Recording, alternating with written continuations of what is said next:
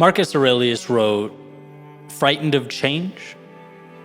But what can exist without it? What's closer to nature's heart? Can you take a hot bath and leave the firewood as it was? Eat food without transforming it? Can any vital process take place without something being changed? Can't you see? It's just the same with you, and just as vital to nature." The only thing consistent about the world we live in is change. But it also happens to be one of the hardest things to wrap our heads around.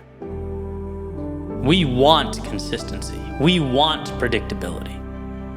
And this innate desire is often at tension with the action we need to take, right? You can't stay the same and evolve.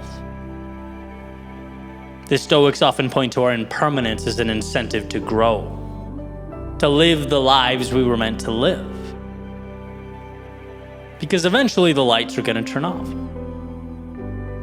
And the question will be, what will you have done while they were on?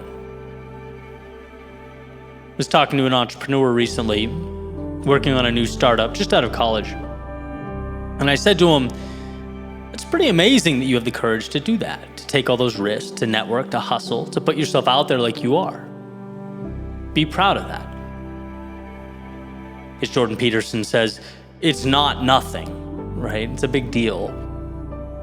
And he said, "Thanks, man, I appreciate that, but it's just how I'm wired, right? This is not difficult for me. It's what I was destined to do. It feels right." And I thought, man, that's special, right? Because for me, and we have very different businesses, but it's like content creation is what comes natural. Writing, right? And all the other stuff can be a battle. It's pushing myself over and over again to do the uncomfortable things that I don't necessarily want to, but know that I need to. And I'm sure he has some version of that too in his own world. Obviously, we all do. It just so happens that the things that are easy for him and natural to him are difficult for me. Right? Some of those things I have to really get myself amped up to do. Right? Like I go speak at a 2-day conference and I love it. The connections, the exchange of wisdom, meeting new people, seeing new faces.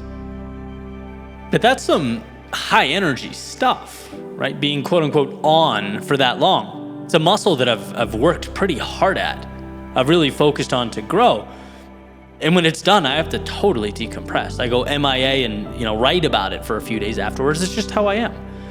But the point I'm trying to make is the ability to do those difficult things came from that understanding that we aren't here forever. There's an impermanence tied to what we do.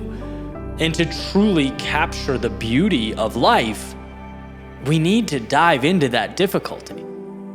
There's a lot of important stuff there. As Joseph Campbell notes, the cave you fear holds the treasure you seek. And sure, change is difficult. It will always be difficult. But it's intertwined, as Marcus Aurelius mentioned, in growth. It's the bridge to everything that is more. It's learning to see staying the same as a wolf in sheep's clothing. Right? The train's gonna go by. We can either hop on or we can watch it fade into the distance as our own clocks tick away. Not to mention, and we've all felt this at some point, there's no better feeling than having stepped into what scared you most and used it as a slingshot to propel you towards the thing that means something to you. It's a beautiful feeling. To revisit that quote, "Frightened of change, well, what can exist without it?" So true. Life is either going to change around you or with you. You can either watch it or step into it. And that's the idea worth holding on to. Don't deprive yourself of the true joy, happiness, satisfaction of knowing you didn't sit back and watch life change from afar. You became an architect of that growth.